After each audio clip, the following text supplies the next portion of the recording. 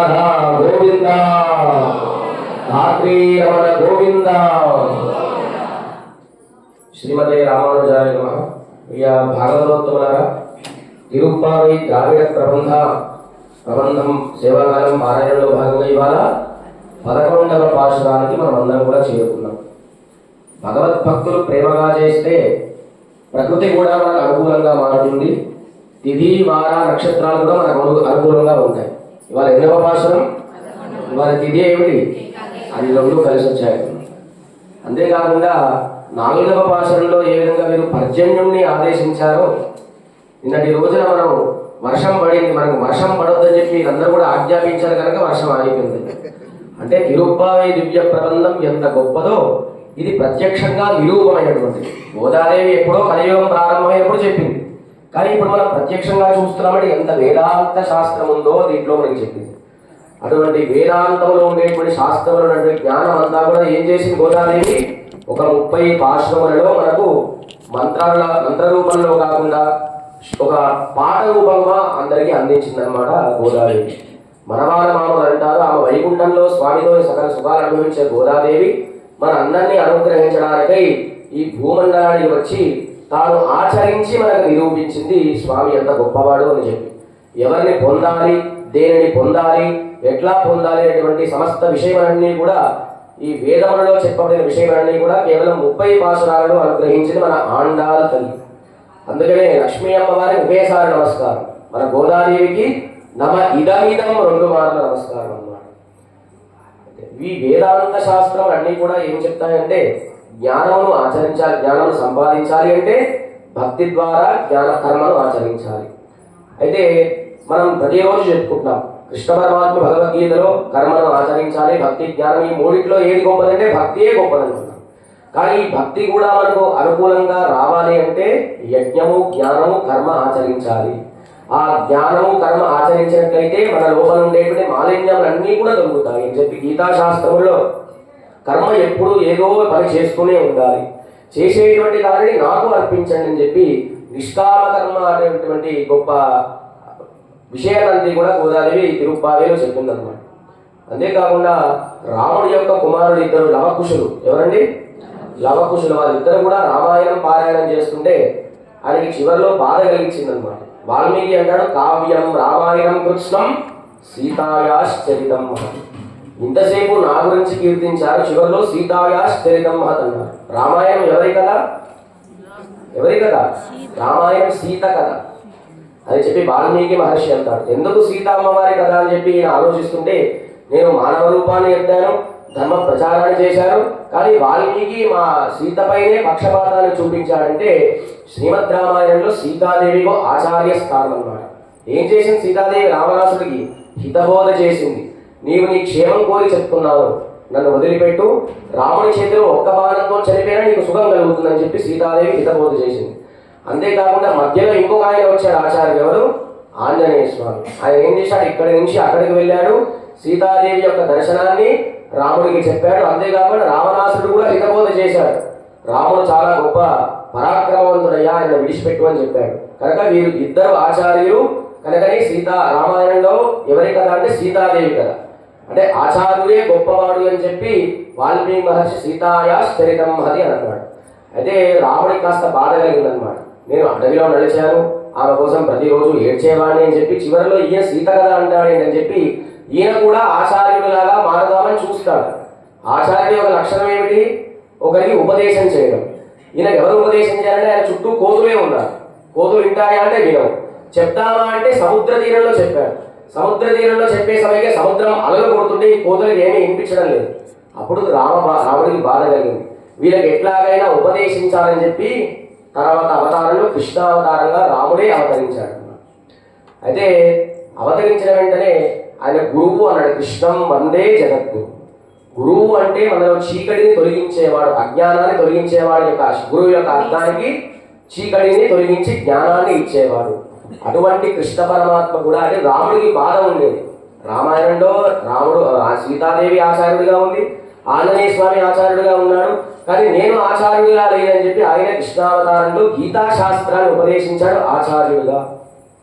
మనం ఏది పొందాలి, ఏది పొందకూడదు, ఈ మానవుడు సన్మార్గంలో ఏ విధంగా నడవాలి, ఆ సన్మార్గంలో నడిచిన తర్వాత ఆయన మోక్షం ఎలా కలుగుతుందని చెప్పి 700 శ్లోకములలో ఏమి ఉపదేశించాడు? గీతాశాస్త్రాన్ని ఉపదేశించాడు. ఆయన నేరుగా ఉపదేశించలేదు. కృష్ణ పరమాత్మ కూడా రాముడు చక్రవర్తి వంశంలో అవతరించాడు, కానీ కృష్ణుడు యాదవ వంశంలో అవతరించి తనకంటే తక్కువ వాళ్ళైన వాళ్ళందరితోనూ కూడా ఆడుకున్నాడు, పాడుకున్నాడు. కనుక అటువంటి కృష్ణ పరమాత్మ కూడా సాందీపుడు అనేటువంటి గురువును ఆశ్రయించాడు. ఎవరు? కృష్ణుడు సాందీపుడు అనేటువంటి గురువును ఆశ్రయించి ఆయన దగ్గర వేదాంత శాస్త్ర విజ్ఞానం అంతా కూడా సముపార్జించాడు. అదేంటంటే నేను కృష్ణుడే వేదములు, కృష్ణుడే శాస్త్రములు, కృష్ణుడే యజ్ఞములు అన్ని అనుకున్నాము, మరి కృష్ణుడేంటి ఇంకొకరిని ఆశ్రయించాలంటే ఈయన ఆచార్యుడు కనుక ఆచార్యుడి యొక్క స్వభావం ఏమిటంటే ఒకరి దగ్గర జ్ఞానాన్ని సముపార్జించాలి, లోకానికి అర్పణ చేయాలి అని చెప్పి ఈ కృష్ణ పరమాత్మ గీతాశాస్త్రాన్ని ఉపదేశం చేశాడు. మరి గురువు ఆచార్యుడు ఎట్లా అవుతారంటే ఎవరికో ఉపదేశం చేయాలి. ఈయనకు ఎవరికి ఉపదేశం చేశారు? గీతాశాస్త్రాన్ని అర్జునుడికి ఉపదేశం చేశాడు. ఈయన అడిగాడా, ఆయనే చెప్పాడా? ఆయన అడిగేంత వరకు ఈయన చెప్పకూడదన్నమాట. దానికి ఒక లక్షణం అంటే అర్జునుడిలో కాస్త వైరాగ్యం కల్పించాలి.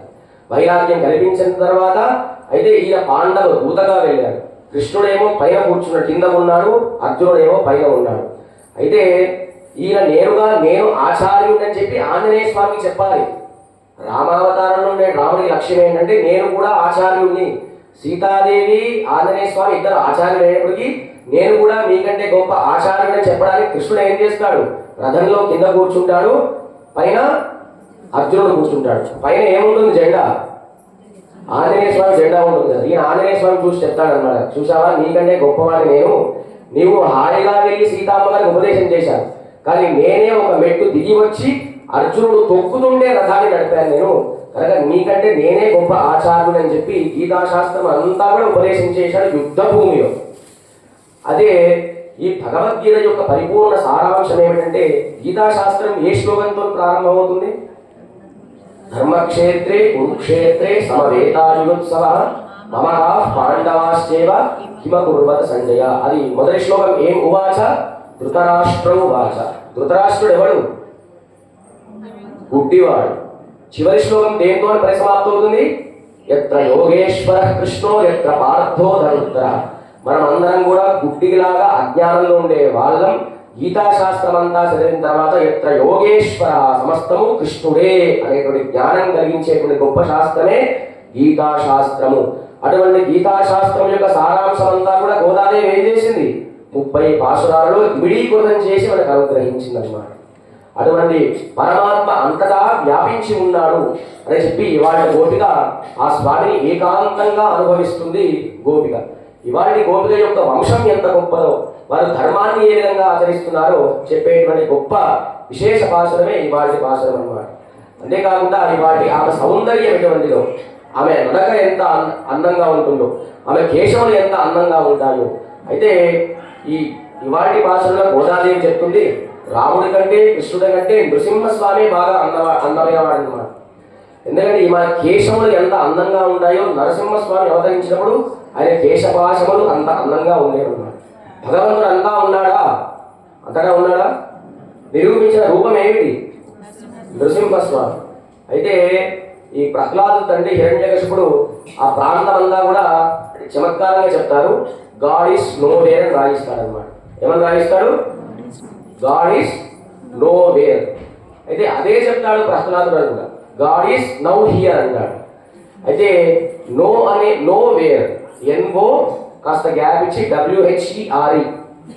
ప్రహ్లాదుడు ఏం చేశాడు? ఆ డబ్ల్యూ చేసి నో పక్కన పెట్టాడు అన్నమాట. అంటే గాడ్ ఈస్ నో వేర్ అనే దాన్ని గాడ్ ఈస్ నౌ హియర్ అని రూపించినటువంటి గొప్ప మహాత్ముడే ప్రహ్లాదుడు. కనుక భగవంతుడు అంతటా వ్యాపించున్నాడు అని చెప్పేటువంటి ఇవాళ భాషలలో తాను ఏకాంతంగా అనుభవిస్తుంది ఇవాళ గోపిక. కనుక ఏమంటున్నారు వీరు? కత్తు కరవై కరంగల్ పలకరందు. ఈ లోపల ఉండేటువంటి గోపిక యొక్క అన్నగారికి గొప్ప పశు సంపద ఉంది, మంచి వేగదూడలు ఉన్నాయి, ఆ వేగదూడలు మంచి పాలు ఇస్తున్నాయి అని చెప్తున్నారన్నమాట. అయితే సాధారణంగా శాస్త్రం ఏమిటంటే తల్లి ఉన్న దూడ ఉన్న తల్లి యొక్క పాలే తాగాలి, లేదంటే దోషం వస్తుందని చెప్పి శాస్త్రం యొక్క వచనం. కానీ ఇక్కడ ఆ బృందావనంలో ఎట్లా ఉందంటే అసలు దూడకి ఆవుకి తేడానే లేదు, అన్నీ సమానంగా ఉన్నాయి, గొప్ప పాల వర్షాలు కురిపిస్తున్నాయి. అవి అసంఖ్యాకములు. దాన్ని లెక్క పెట్టేటువంటి శక్తి మనకు లేదు. అంత గొప్ప సంపద ఉంది ఇవాళని లోపల పడుకున్న గోపిక యొక్క అన్నగారి దగ్గర. ఎంత సంపద ఉందంటే భగవంతుడి యొక్క కళ్యాణ గుణాలు మీరు లెక్క పెడతారా? లెక్క పెట్టలేము. ఆకాశంలో నక్షత్రాలు లెక్క పెడతారా? లెక్క పెట్టలేరు. వర్షం పడుతున్న చినుకులు లెక్క పెడతారా? లెక్క పెట్టలేరు. ఈ ఇసుక అంతా చిన్న చిన్న రాళ్ళలాగా లెక్క పెడతారా? లెక్క పెట్టలేము. అసంఖ్యాకములుగా ఉండేటువంటివే భగవత్ కళ్యాణ గుణములు. అయితే పరాశర భట్ట స్వామి వారు అంటారనమాట, స్వామి లోకంలో నీవే గొప్పవాడి అంటున్నావు, నీవెందుకు గొప్పవాడివయ్యా అన్నాడు. నాకు సమస్త కళ్యాణ గుణాలు ఉన్నాయి అని చెప్పి భగవంతుడు అని చెప్తారు.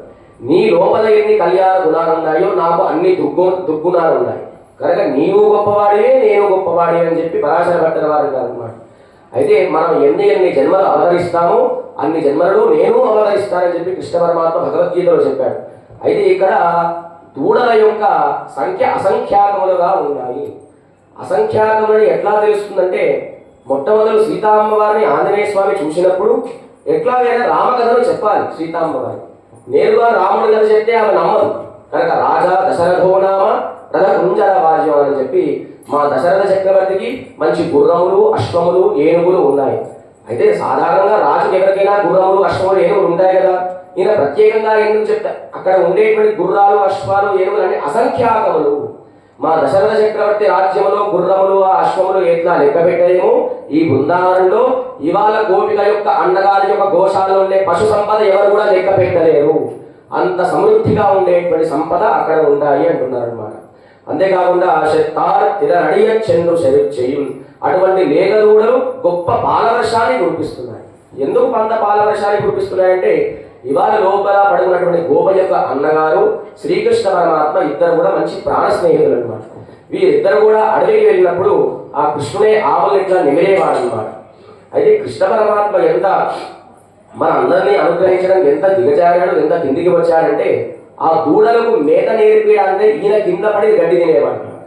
ఆ దూడలు నీళ్లు తాగడానికి ఈయన రెండు చేతులు చాచి ఆ చెరువులో ఆయన నీళ్లు తాగితే దూడలు నీళ్లు తాగేవాడు కనుక కృష్ణ పరమాత్మ ఎట్లా చేసేవాడు ఈ దూడలు కూడా అట్లా చేసేవాడు కనుక సాయంత్రం వచ్చిన తర్వాత కృష్ణుడు ఇట్లా హాయిగా నిమిరేవాడు అనమాట. అయితే సాధారణంగా గడ్డి బాగా తింటే బాగా ఎక్కువగా లావుగా అయి పాలిస్తాయి, కానీ అక్కడ ఆవులన్నీ కూడా బక్కగా ఉండేవన్నమాట. మరి అన్ని పాలు ఎట్లా ఇస్తాయంటే కృష్ణుడు యొక్క వేణగాన అమృతాన్ని పాలించేవి. కృష్ణ స్పర్శ చేత అవన్నీ కూడా మంచి యుక్త వయసులో ఉండేవి అని అంటున్నారు. అయితే ఇక్కడ యుక్త వయసులు అంటే ఈ జీవుడు ఈ శరీరాన్ని వదిలిన తర్వాత శ్రీవైకుంఠంలో ఏ వయసులో ఉంటాడండి? 25 సంవత్సరాల వయసులో ఉంటాడు. మరి 25 ఎందుకు చెప్పాలి? 16 చెప్పొచ్చు కదా. 25 ఎందుకు చెప్పాలంటే 25వ సంఖ్యకి అర్థం జీవతత్వం. దానికంటే ముందు సంఖ్య 24 ఈ ప్రకృతి, దాని తర్వాత 26 ఆ 26 పరమాత్మ అన్నమాట. 25 ఏ తత్వం? జీవతత్వం. 24 ఈ భూమండలంలో ప్రకృతి అంతా కూడా. 26 భగవతత్వం. అంతకంటే ఇంకా ముందు ఉంటుందా? భగవంతుడి కంటే ఇంకా గొప్పవాడు ఉంటాడా? అయితే 26 సంఖ్యనే గొప్పదని పాశ్చాత్యులు కూడా ఒప్పుకున్నారు. ఇంగ్లీష్లో ఆల్ఫాబెట్స్ ఎన్ని ఉంటాయి? అంతకంటే పై లేవు కదా. వాళ్ళు కూడా ఒప్పుకున్నారు భగవంతుడే గొప్పవాడింది. అయితే భగవంతుడు గొప్పవాడు అనేవాడు ఇంగ్లీష్లో ఏమంటారు? దేవుణ్ణి గాడ్ అంటారు. నమ్మలేని వాడు ఆ గాడ్ని రివర్స్ చేయండి, వాడు డాగ్ అవుతాడు. అంత గొప్ప అసంఖ్యాకముల కళ్యాణ గుణాలు కలిగిన పరమాత్మకి ఏ తత్వం? 25వ జీవతత్వం, 26వ భగవతత్వం. కనుక ఈ ఆ గోశాలలో ఉండే ఆ ఆవులన్నీ కూడా మంచి యుక్త వయసులో ఉండేవి. ముక్త పురుషుడు ఏ వయసులో ఉండేవాడో అంత వయసులో ఉండేవి. ఎట్లా వచ్చింది వారికి ఆ సంపద? కృష్ణ పరమాత్మ వేణుగానాన్ని వింటూ కృష్ణ స్పర్శ చేత అవన్నీ కూడా చక్కగా పాలవర్షాన్ని కురిపించేవి. తర్వాత కుత్త మొండిల్లాద కోవ చెత్తార తిరగడిగా చంద్రు చరిత్యం. వీరందరూ కూడా ఆవులు పెంచుకునేవారు, సాధు జీవనాన్ని గడిపేవారు. ఇక్కడ గోపిక ఏం చెప్తుందంటే మీకు ఎవరైతే గిట్టరో శత్రువులు ఉంటారో వారిని మీరు ఎదురెళ్ళి యుద్ధం చేసి గెలిచేటువంటి గొప్ప శక్తి కలిగిన వారా అంటున్నారు. ఎవరైనా ఆవులు కాచేవారు యుద్ధం చేస్తారండి? ఎవరు చేస్తారు యుద్ధం? మంచి క్షత్రియ పరాక్రమవంతులు యుద్ధం చేస్తారు. అయితే వీళ్ళు ఏమంటున్నారు? మీరు యుద్ధంలోకి వెళ్తే శత్రువులు కూడా మిమ్మల్ని చూసి ఓడిపోతారు అని చెప్పి అంటున్నారు. వీరికి ఎవరి అదే ఇక్కడ గోవులు ఎవరంటే ఇక్కడ గోపాలకు అందరూ కూడా జ్ఞానులు. గోవులు అంటే భగవంతుడి యొక్క వేదముల యొక్క సారాంశం. ఈ జ్ఞానులందరూ కూడా భగవత్ కళ్యాణ గుణాలు అంటే ఆవు పాలు స్వీకరించి ఏ విధంగా మనకు అందిస్తారో భగవంతుడికి ఎవరైతే శత్రువు ఉంటారో వీళ్ళకు కూడా వాళ్ళే శత్రువు అన్నమాట. ఎట్లా అంటే ముందుగా ఆ విభీషణుడు వస్తాడు రామచంద్ర స్వామిని ఆశ్రయించామని. ఆశ్రయించడానికి వచ్చినప్పుడు అందరినీ అడుగుతాడు. అడిగినప్పుడు అంగదుడిని అడుగుతాడు. అంగదుడు ఎవరంటే వారి యొక్క కుమారుడు. అంగదుడు అంటాడు, ససేమిరా ఈయనని చేర్చుకోవద్దు. ఎందుకు చేర్చుకోవద్దు అని రాముడు అంటాడు. ఆయన నీకు శత్రువు కదా రావణాసురుడు, ఆయన తరఫున వచ్చిన విభీషణుడు కూడా మాకు శత్రువే. అదేంటండి అంగదుడికి ఈ విభీషణ శత్రువు ఎట్లా అవుతాడు? విభీషణుడు బాబాయో మామూలు కావాలి. ఎట్లాగా అంటే ఈ లోకంలో రావణాసురుడి కంటే శత్రువు బాగా పరాక్రమవంతుడు వాలి ఉన్నాడు. ఎవరు? వాలి రావణాసురుడి కంటే మంచి గొప్ప బలవంతుడు. అయితే రావణాసురుడు ఒకసారి కోరిక కలిగింది. నేను ఊరికే ఖాళీగా కూర్చున్నానయ్యా బ్రహ్మ, ఎవరితో నేను యుద్ధం చేయాలని కోరిక ఉందని చెప్పి ఈ రావణాసురుడు బ్రహ్మగారి కోసం తపస్సు చేస్తాడు. సరే అక్కడ వాలి ఉన్నాడు, ఆయనతో యుద్ధం చేసిన తర్వాత నీవే గొప్పవాడే నేను చెప్తానని చెప్తాడన్నమాట. అయితే వాలి ఎంత గొప్పవాడంటే ఆయన ప్రతిరోజు 4 పూటల సంధ్యావందనం చేసుకునేవాడు. కానీ ఇప్పుడు 3 పూటలే బ్రాహ్మణోత్తర సంధ్యావందనం చేస్తున్నారు. కనుక ఆ కాలంలో కాలమానం వేరేలాగా ఉండేదేమో బహుశా. వాలి ఎట్లా సంధ్యావందనం అంటే సూర్యుడికి అర్ఘ్యప్రదానం ఏ విధంగా ఇచ్చేవాడంటే ఒక్కొక్క పూట ఒక్కొక్క సముద్రంలో మెలిగి సంధ్యావందనం చేసేవాడు. ఆయన వెళ్ళిన సమయంలో వాలి వెళ్ళి గట్టిగా రావణాసురుడు వెళ్ళి వారిని గట్టిగా ఇట్లా పట్టేసుకుంటే వాలి ఏం చేస్తాడంటే తోకకు చుట్టేస్తాడు రావణాసురుడు.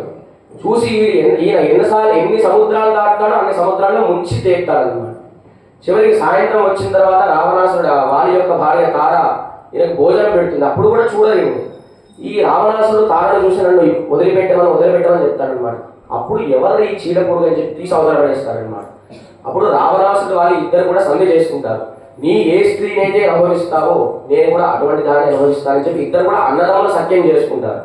అప్పుడు రావణాసురుడు యొక్క తమ్ముడు ఎవరు? విభీషణుడు. వారి కుమారుడు ఎవరు? అంగదుడు. అప్పుడు ఈ విభీషణుడు అంగదుడికి ఏం కావాలి? ఏదో విధంగా బంధుత్వం కావాలి. అయినా ఆయన ఏమంటున్నాడు? మా రాముడికి శత్రువు అయితే నీకు కూడా శత్రువే, కనుక ఇన్ని చేర్చుకోవద్దు అని చెప్పి ఎవరైతే భగవంతుని దూషిస్తారో వారి ఆచార్యులకి శత్రువులు అని చెప్పి ఇక్కడ అంటున్నారనమాట. అంతేకాకుండా కృష్ణ పరమాత్మకి ఒకసారి భీష్మ పితామహుడు, దుర్యోధనుడు వీరందరూ కూడా మంచి భోజనాన్ని ఏర్పాటు చేస్తారు. ఆయన కృష్ణుడు వాళ్ళ ఇంట్లో తినకుండా విదురాక్రూర వరదాగమ విదురుడు ఇంటికి వెళ్ళి భోజనం చేస్తాడనమాట. చేసిన తర్వాత ఈ భీష్మ పితామహుడు వీళ్ళందరూ అడుగుతాడు, మేమందరం కూడా మంచి జ్ఞానం కలిగిన వాళ్ళమయ్యా, మా ఇంట్లో పనిచేసే వాడి యొక్క దూత ఇంట్లో నీవు ఎట్లా భోజనం చేశావంటే శాస్త్రం ఏం చెప్పిందంటే శత్రువుల యొక్క ఇంటిలో భోజనం చేయకూడదు, శత్రువుకి భోజనం పెట్టొద్దు. ఇది ఒకటి. ఇంకొకటి అంటే నాకు పాండవులు పంచ ప్రాణాలు, అటువంటి పాండవులు మీరెవరు? శత్రువులు, కనుక మీరు కూడా మాకు శత్రువులే, కనుక అటువంటి వారింట్లో నేను భోజనం చేయనని చెప్తున్నారు.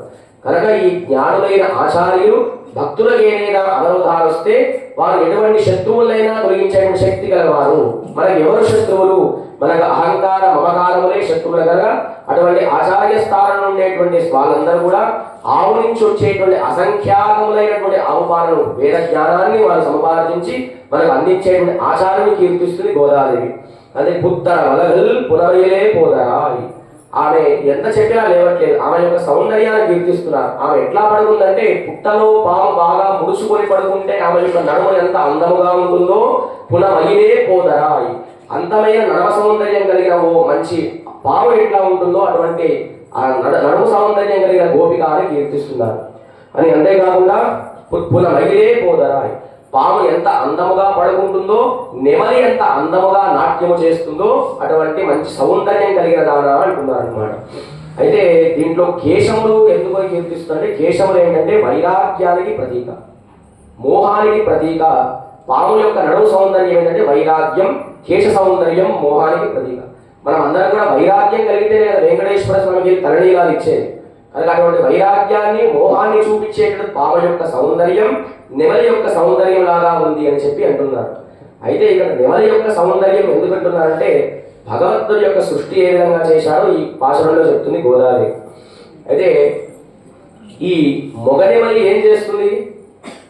ఆడనెమలి కోసం వర్షం పడినప్పుడు పింఛం ఇప్పి నాట్యం చేస్తుంది. ఆ నెమలికి సంతానం ఎట్లా కలుగుతుంది? ఈ మొగనెమలి వర్షం చూసి ఆ నీలమేఘ వర్ణంలో ఉండే మేఘాన్ని చూసి నాట్యం చేసినప్పుడు దాని ఆనంద బాష్పాలు కారుతాయి మొగనెమలికి. ఆ ఆనంద బాష్పాలు ఆడనెమలి తాగితే అప్పుడు సంతానం కలుగుతుంది. అయితే కృష్ణుడు ఎందుకు పైన పింఛం ధరిస్తాడంటే ఈ సృష్టిని సృష్టించిన వాడు నేనే అని చెప్పడానికి పింఛం ధరిస్తాడనమాట. అయితే మొగనెమలికి మాత్రమే పింఛం ఉంటుంది. ఈ సృష్టిని సృష్టించినందుకు శ్రీ మహావిష్ణువు కూడా లక్ష్మీ అమ్మవారిని పక్కనే ఉంచుకొని ఈ సృష్టినంతా నేనే చేశానని చెప్పి నెమలికి ఏ విధంగా ఆడనెమలికి తన ఆనంద బాష్పాలు సంతానంగా కలుగజేస్తాడో మనందరినీ కూడా బీజపూర్వకంగా సంతానాన్ని కలిగించిన మహాపురుషుడే కృషికేశుడు అని చెప్పడానికి ఉత్తర వలగల్ పునవగిలే పోదరాయి. ఆ నెమలి ఎంత అందంగా నాట్యము చేస్తుందో, పాము ఎంత సౌందర్యంగా నడుస్తుందో అటువంటి అందమైన సౌందర్యం కలిగినదానా, నీ యొక్క సౌందర్యం చూస్తే స్త్రీలు మేము కూడా మోహిస్తాము. ఎట్లాగా లోకంలో ఎవరైనా స్త్రీ మోహించుకోదు, కానీ ద్రౌపదీదేవి స్నానం చేస్తుంటే వస్త్ర అలంకారం చేసుకుంటే ఆ చుట్టూ ఉండే స్త్రీలందరూ కూడా మేమందరం మగవాళ్ళ పుట్టుండే బాగుందని చెప్పి అనుకునేవారు అనమాట. ఆ ద్రౌపది అంత అందంగా ఉండేది. అంతేకాకుండా రామచంద్ర స్వామిని చూసి కూడా ఈ పురుషులందరూ కూడా మోహించారు, మేమందరం కూడా స్త్రీలాగా పుట్టుంటే బాగుండు అని చెప్పి. అంత దివ్యమోహన విగ్రహం మంగళ స్వరూపం ఏ విధంగా ఉంటుందో అటువంటి గొప్ప సౌందర్య రూపము, సౌందర్య కేశభాషములు, అందమైన పాము లాంటి నడుము సౌందర్యం కలిగిన కీర్తిస్తున్నారనమాట. పుత్తర వలగల్ పునమగిలే పోదరా అని చెప్పి ఇవాళ ఒక నామ సంకీర్తనం చేస్తున్నారు. ఆ నెమలి ఎప్పుడు నాట్యం చేస్తుంది? నల్లటి మేఘం వచ్చినప్పుడు నాట్యం చేస్తుంది. అటువంటి నీలమేఘ శ్యాముడే నీ దగ్గర ఉన్నాడమ్మా అని చెప్పి పుత్తర వలగల్ పునమగిలే పోదరా అని నీలమేఘ శ్యాముడి యొక్క మేఘవరుడి యొక్క నామానుసంధానం చేస్తున్నామే. ఆ వర్షం పడినప్పుడు ఆ నెమలి వచ్చి నాట్యం చేస్తుంది, కానీ నీకు మేఘవర్ణాన్ని నామ సంకీర్తన చేసినా కూడా నీవు నిద్ర లేవట్లేదే అని చెప్పి ఎందుకు ఎట్లా పడుకున్నావని అంటున్నారు అనమాట. శక్తాదే పేషాదే శల్వ పెండాటి, ఎంత చెప్పినా ఏమాత్రం చరణం లేకుండా ఊ లేకుండా ఆ లేకుండా ఎందుకు అట్లా పడుకున్నాము? మేమందరం కూడా వచ్చాము. అయితే ఆ బృందావనంలో వీరందరూ కృష్ణుని ఏ విధంగా ప్రేమించేవాళ్ళు, ఈ గోపికని అంత బాగా అందరూ ప్రేమించేవారు అన్నమాట. నిన్నటి మొన్నటి పాశనంలో ఏం చెప్పుకున్నాం? కృష్ణుడే రావాలి అని చెప్పుకున్నాం కదా. ఈ లోపల ఉండేటువంటి గోపిక ఏముంటుందంటే నేను కృష్ణుడి కోసం వ్రతం చేయడం కాదు, ఆయనే వచ్చి నా కోసం వ్రతం చేయాలని చెప్పి, అంటే నా ఆత్మలో ఎప్పుడు పరమాత్మే ఉన్నాడు అని చెప్తాడనమాట. అంటే సీతామ్మవారి యొక్క తండ్రి గారి పేరు ఎవరు? జనక మహారాజు. జనక మహారాజు యొక్క గురువు పేరు యాజ్ఞవల్కుడు. ఎవరు? యాజ్ఞవల్కుడు. అయితే జనక మహారాజు యొక్క రాజ్యంలోనే ఈ జనక మహారాజుకి ఇంకొక 4 శిష్యులకి ఈ యాజ్ఞవల్కుడు మంచి హితోపదేశం చేసేవాడు అనమాట. రోజు వేదాంత శాస్త్రాన్ని చెప్పేవాడు అనమాట, ఆత్మశాస్త్రాలు. అయితే మిగతా శిష్యులు వచ్చేలోపే జనక మహారాజు వచ్చేవాడు. వారు రాకముందే యాజ్ఞవల్కుడు పాఠాన్ని ప్రారంభించేవాడు అనమాట. అయితే మిగతా శిష్యులకు ఒకసారి అసూయ కలిగింది. అదేంటంటే మేమందరం కూడా మీ దగ్గర చదువుకోవడానికి వస్తున్నామే, మేము రాకముందే మీరు ఎందుకు ఆయనకి పాఠం ప్రారంభిస్తున్నారని, మీకు ఆయనకి గొప్ప తేడా ఉంది అని ఒకసారి దూరంలో మిథిలానగరంలో గొప్ప మంటలు వస్తాయి, అగ్ని ప్రమాదం కలుగుతుంది మీరు పాఠం చెప్పే సమయంలో. అయితే పాఠం చెప్పే సమయంలో ఈ జనక మహారాజు పక్కనే మిగతా శిష్యులు ఉంటారు కదా. ఒక ఆయన లేస్తాడు, అయ్యో నా కండువా కాలిపోతుందని ఒక ఆయన వెళ్ళిపోతాడు, నా పంచ కాలిపోతుందని ఇంకొక ఆయన వెళ్ళిపోతాడు, ఇంకొక ఆయన నా పుస్తకాలు కాలిపోతుందని ఇంకొక ఆయన వెళ్ళిపోతాడు. కానీ జనక మహారాజు మాత్రం అక్కడి నుంచి లేవదు. ఎందుకయ్యా జనక మహారాజు వీళ్ళందరూ వెళ్ళిపోతున్నారే, నా పంచ కాలిపోయిందని, నా కమండలం పడిపోయిందని వీళ్ళందరూ వెళ్ళిపోతున్నారే. అప్పుడు జనక మహారాజు అంటాడు, నాకు సంబంధించిన వస్తువు ఏది లేదండి, ఈ శరీరానికి సంబంధించిన వస్తువులే మాత్రమే అక్కడ ఉన్నాయి, కానీ నా ఆత్మలో పరమాత్మ నాలోనే ఉన్నాడు కదా, అది కాలిపోతే ఏంటి ఉంటే ఏంటి అని చెప్పి ఆత్మజ్ఞానం కలిగినటువంటి జనక మహారాజు ఏ విధంగా ఉంటాడు, అటువంటి ఆత్మజ్ఞాన స్థితి కలిగిన గోపిక ఇవాటి రోజున లోపల నిద్రించింది అని ఇవాటి గోపికని మేలుకొల్పుతున్నారు అనమాట. అయితే శక్తాదే పేషాదే శల్వ పెండాటి, ఓ మంచి గొప్ప సంపదలు కలిగిన దానా. శల్వ పెండాటి అంటే మంచి ఐశ్వర్యం కలిగిన దానా అంటున్నారు. ఏమిటా ఐశ్వర్యం? కృష్ణుడే నీ పక్కన ఉన్నాడు, ఆ కృష్ణుడి యొక్క సౌందర్యాన్ని నీవు అనుభవిస్తున్నావు. నీవు బయటికి వస్తే నేను కూడా అటువంటి సౌందర్యాన్ని, నీ నడక సౌందర్యాన్ని, నీ కేశ సౌందర్యాన్ని, నీ నడుము సౌందర్యాన్ని నేను కూడా చూడాలి. కృష్ణుడు నిన్ను చూస్తే బాగా నేను అనుగ్రహిస్తాడు కనుక నీ ద్వారా మేము కృష్ణుడిని ఆశ్రయించాలని చెప్పి గొప్ప శల్వ పెండాటి సంపదలు కలిగిన దానా అంటున్నారు. నీ ఎత్తు కొరుంగుం పొరులేలో రంబావాయి, నీవు బయటికి రావాలి తల్లి, మా గోష్ఠిలో చేరాలి, అందరం కూడా నీ ద్వారానే స్వామిని ఆశ్రయిస్తాం. ఆ పరమపదం ద్వారం ఎంత గొప్పదో నీ ఇంటి ముందు ఉన్న గుమ్మం అంత గొప్పది కనుక మేమందరం కూడా వచ్చాము, నీ బంధువులం అందరం వచ్చాము అంటున్నారు అన్నమాట. నిన్నటి రోజున బంధువులు అనేది ఏమనలేదు. కృష్ణుని ఏ విధంగా అందరూ ఆ బృందావనంలో ప్రేమించేవాళ్ళు, ఇవాళ పడుకున్న గోపికని అందరూ కూడా బంధుత్వ సంబంధంతోనే పిలిచేవాళ్ళు అనమాట. అటువంటి గొప్ప స్త్రీలందరం కూడా వచ్చాము తల్లి, నీవు రా అని చెప్పిన వెంటనే ఆ నీలమేఘ శ్యాముడుగా వచ్చిన మేఘుడు వచ్చిన వెంటనే ఆ నెమలి ఏ విధంగా నాట్యం చేసి పింఛం విప్పుతుందో లోపల ఉండేటువంటి గోపిక కూడా తన నిద్రామత్తును వదిలి బయటికి వచ్చి ఇవాటి గోష్ఠిలో తాను చేరుకుంటుంది. ఇవాళ గోపికలు ఎటువంటి ఆళ్వార్ల యొక్క అంశం అంటే పెరియాళ్వార్ల యొక్క అంశముగా తాను ఇవాళ గోష్ఠిలో చేరింది. ఆ పెరియాళ్వార్లు ఎవరంటే గోదాదేవి యొక్క తండ్రి గారు అన్నమాట. ఎందుకు పెరియాళ్వారు అంటే పెరియా అంటే పెద్ద అని తమిళ భాషలో అర్థం. ఎందుకు పెద్ద అంటే ఆయన ఏం పెద్ద భాషగా చెప్పలేదు. ఆయన సాక్షాత్తు రంగనాథుడికి మామగారుగా ఉన్నారు కనుక ఆళ్వార్లలో పెద్దవారు. గోదాదేవి నుంచి రంగనాథ స్వామికి ఇచ్చి వివాహం చేశారు కనుక బ్రహ్మాది దేవతలు కూడా పెరియాళ్వారిని మామగారు అనేవారు అన్నమాట. అటువంటి గొప్ప భగవత్ సంబంధం పరిపూర్ణంగా కలిగిన ఆళ్వారు కనుకనే ఆయన పెరియాళ్వార్. ఆయన ఏ అంశంగా అవతరించారంటే గరుత్మంతుడి యొక్క అంశముగా తాను అవతరించాడు. ఈ సృష్టిలో శ్రీమన్నారాయణే గొప్పవాడు అని చెప్పి ఒక పాండ్య దేశపు రాజులో తాను చాటించినప్పుడు అక్కడ ఉండేటువంటి రాజు ఏనుగు పైన కూర్చోబెట్టి పెరియాళ్వారిని గొప్ప సన్మానం చేస్తాడు. అయితే సాధారణంగా ఏ ఆళ్వారైనా పాశురాలు రాసినప్పుడు నా దగ్గర స్వామి రావాలి అని కీర్తిస్తారు. కానీ ఈయన మాత్రం పల్లాండు రత్తాడు, నీవు రావద్దయ్యా, నా యొక్క చూపు నీ పైన పడితే నీకు దృష్టి దోషం కలుగుతుంది. నీవే కాకుండా నీ పక్కన లక్ష్మీ అమ్మగారిని తెచ్చుకున్నావు, సరే తెచ్చుకున్నావు, ఈ శంఖము చక్రము అన్నీ తీసుకుని వచ్చావు, ఈ చెడు దృష్టితో నేను చూస్తే నీకు దృష్టి కలుగుతుందని చెప్పి స్వామికి పల్లాండు అనేటువంటి మంగళ నీరాజన సమర్పించిన వారు ఎవరంటే పెరియాళ్వార్. ఆయన ఏ అంశగా అవతరించారు? గరుత్మంతుడి యొక్క అంశగా ఆయనే విష్ణు చిత్తులు. సాక్షాత్తు స్వామికే మంగళ హారతిని పట్టిన వారంటే పల్లాయి రత్తాండి 1000 కోట్ల సంవత్సరములు ఎప్పుడు కూడా మంగళముగా ఉండుగాక అని చెప్పి స్వామికి మంగళ నీరాజనాన్ని పాడిన మహనీయులే మన పెరియాళ్వార్. ఆయనకి విష్ణు చిత్తులు అని పేరు అన్నమాట. ఆయన గరుత్మంతుడి యొక్క అంశముగా తాను ఈ భూలోకంలో అవతరించాడు. ఇవాళ ఏ నామ సంకీర్తన చేసిన గోదాదేవి? ముగిల్వంతన్ పేర్పాడ. అటువంటి ఆ నీలమేఘ శ్యాముల్ని కీర్తించింది ఇవాళ భాషలో. ఇవాళ దివ్య క్షేత్రం ఏమిటంటే తిరుమోగూర్. ఏం క్షేత్రం? ఏదో ఆడపల్లిలో మట్టవలే మామూలు తిరుక్కోలు ఏం పేర్లు అనిపిస్తుంది, కానీ ఏం చేస్తాం వాళ్ళందరూ తమిళ ప్రాంతంలో అవతరించారు. ఏం దివ్య క్షేత్రం? తిరుమోగూర్. అక్కడ ఉండేటువంటి స్వామి పేరు